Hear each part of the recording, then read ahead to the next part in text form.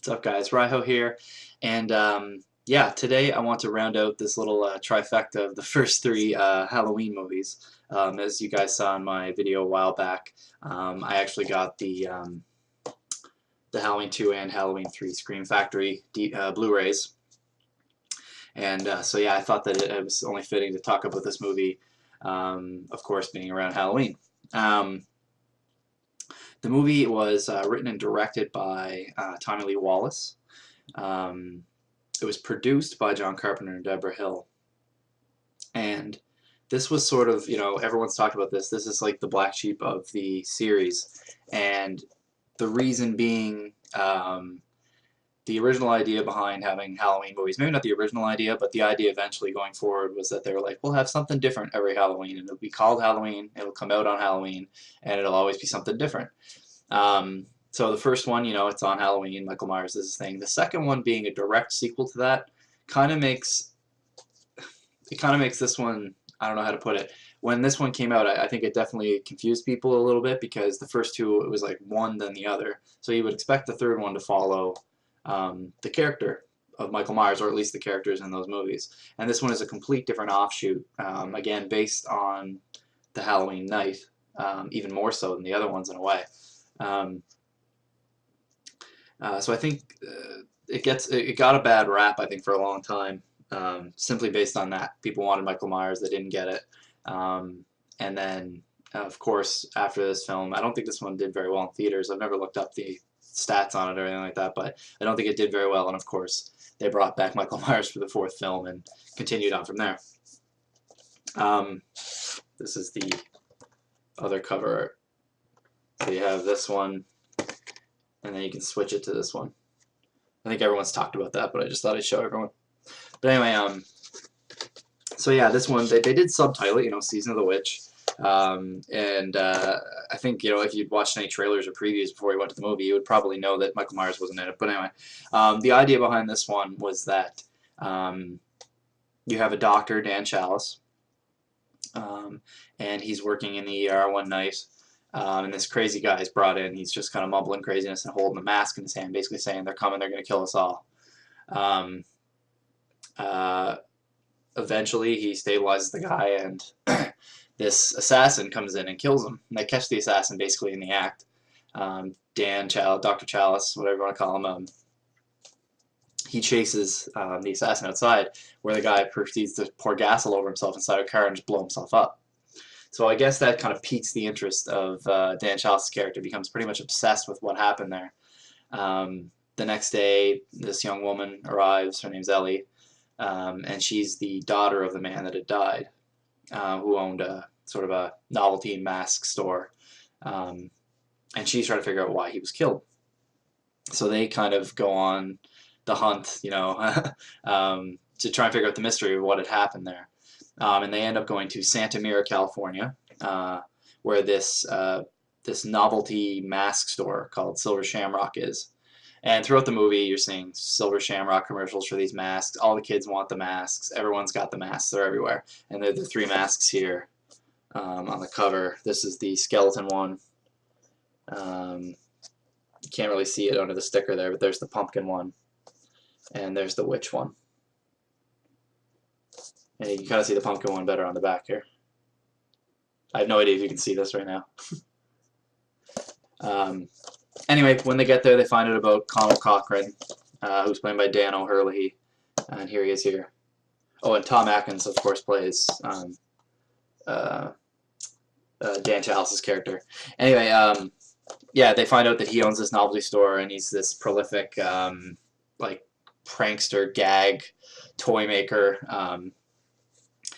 And yeah, he's making these Silver Shamrock masks there, and they're trying to get trying to figure out what's going on. They're seeing these guys in suits all over the place. They don't know what's going on with them, and there's definitely something up in the town. They have like a 6 o'clock curfew. They're not supposed to be out after that. It's no one wants to talk about what's going on in the factory and all that. And they of course get into the whole mystery of what's going on there. So that's basically the story there. I won't ruin it or anything like that. The score, once again, I think I said this for all three of them. It's another John Carpenter score. Sets a great tone for the movie as usual. It's the same sort of thing that you would expect from him, though. I think that it's not super memorable. It's really good. Again, heavy in the synth, great depth and tone. It suits the movie pretty well. When you're watching it, you think, oh, this is great. But at the same time, it doesn't really stick out like the Halloween theme or something like that. You know what I mean? Although the Halloween theme doesn't make an appearance in this movie. That's one thing that kind of bugs me about this movie is I would have liked to think that this happened in the same kind of universe in a way. And I know that's stupid. It doesn't really matter. But I don't know. That's kind of me. I don't know why. It would have been cool to think that this could have happened in the same place. But at one point, they're watching like a horror movie-thon. And Halloween's playing. So, can't be really the same kind of world if they're watching Halloween. Anyway, the score is, it's good. You know what I mean? It's not like mind-blowing, but it's good. And overall, I have a bit of mixed opinions about this movie. I can tell you that the first time I saw it, I had I saw it, I rented it off a shelf. I was trying to rent all the Halloween movies, rented the first two, loved them, went in and got the next one, and the old cover being like this. I mean, I don't know. Whatever. I didn't look at the back or something because I had no idea that Michael Myers wasn't in it. I remember I had invited a bunch of friends to watch it, and I think we rented this movie, and we rented like American Ninja or something like that. We had like 2 movies that night, and I told everyone, I was like, oh no, you got to see these movies. Michael Myers is so scary and all that stuff. And then this movie came on, and they gave me shit forever because they'd wanted to see a Michael Myers movie, and this one came on, and for the longest time, I didn't really watch this movie ever. To be honest, I've seen this movie like maybe 3 times. The 3rd time being when I watched it on Blu-ray. Everyone loves it, and I'm not going to say anything that bad about it. I don't particularly I love it because I find it so crappy. I just find, I don't know, the story really doesn't make a whole lot of sense. I definitely don't think this is Tom Atkins' best job acting, in my opinion. I think he does a great job at the end in this scene where he's on the phone. But for me, I just found he didn't really. It was kind of flat. He didn't really do a whole lot. They kind of leave hints of his backstory. Maybe he's an alcoholic, maybe he's not. They don't really go into depth on the character that much, which is whatever. I mean, it's a horror movie. That's not a big deal or whatever. But then the climax hits, and you're trying to figure out what's going on. And I think if you see this movie for the first time, you'll kind of be gripped by it because you want to know what the hell's going on. And you get to the end of it, and you have this sort of, I guess, spoiler alert. I don't want to spoil this on anybody, but a little bit of a spoiler here, and in that, Connell Cochran, the guy that's making the masks, of course, is up to no good. He wants to kill all these people wearing the masks. Basically, it's this convoluted thing with Stonehenge, and he's using some kind of magic inside the stones of Stonehenge to inside the masks, and it's so hard to explain. It's the most convoluted thing ever. And basically, we asked him why he's doing it. He just gives us some kind of speech about how Halloween used to be feared, and in the ancient times, people would be afraid and they'd be hiding in their homes. And it's like he wants to bring the fear back to Halloween, but he was this toy maker or something his whole life. Was he always planning this? Was it he was building up to this? It's just, you don't get any understanding of what the hell is going on. It's so confusing. I just felt like it was so poorly written. It just barely makes any sense. The special effects in it are pretty good. The druid robots, if that's what you want to call them, there's some pretty cool scenes with them. Although it looks like they're full of honey mustard and honey mustard and springs or something like that. But some of the scenes where they're killing people are pretty good.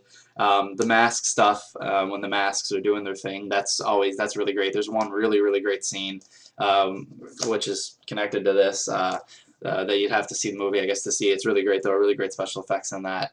Overall, I like the movie. I do. I really like the movie. I get a kick out of watching it, but it's because I just find it so crappy. It's good, and I feel bad because I know a lot of people really like this movie, and I'm not telling you not to watch it. I'm definitely telling you to get it. I mean, I bought it on Blu-ray. I like it that much, but it's just so. Personally, for me, I find it so crappy that I like it, and I find the story doesn't make a whole lot of sense, but it all comes together. It's one of those movies where all the stuff comes together, and it just makes it really enjoyable. So that's all I really have to say about Halloween 3 Season of the Witch. I'm probably going to get a lot of hate for this one, but that's just how I feel about it. What can I say? Hope you enjoyed the video. Hope you enjoyed Halloween. I know I am. I don't know what else I'm going to have on here for Halloween. I might do like a wrap-up of some of the movies I watched and stuff like that. I don't know what I'm going to do yet, but hopefully I'll have something else up before the end of the month. But yeah, I'll talk to you guys later, and peace.